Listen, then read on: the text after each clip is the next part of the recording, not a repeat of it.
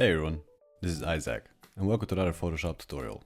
In this video, I'm going to teach you how to do the double exposure effect. Let's get started. First thing you want to do is make a selection of your subject. Using the object selection tool, select your subject. Using Command J or Control J on PC, you can duplicate the layer and make the bottom layer invisible.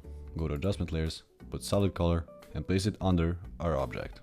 Now, let's import the picture we want to make the double exposure effect with. When you're done with that, right-click and create clipping mask. Go to blending modes and select screen. As you can see, the effect isn't working fully because our subject has a little bit of blue. Select our subject, go to adjustments, and let's select black and white. Select the solid color layer, double click it, and select the lightest point of our picture. Click on the brush tool, select the same color, select our picture layer. Now we can in more detail adjust the picture with our subject. Select the three layers, click Convert to Smart Object. Duplicate your layer using Command J or on PC Control J.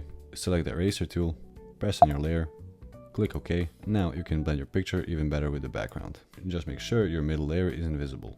And that's it for this video. If you found this video useful, subscribe for more tutorials like this one. Check the description below for the links of all my socials, and if you have any questions or future video requests, leave them down in the comments below.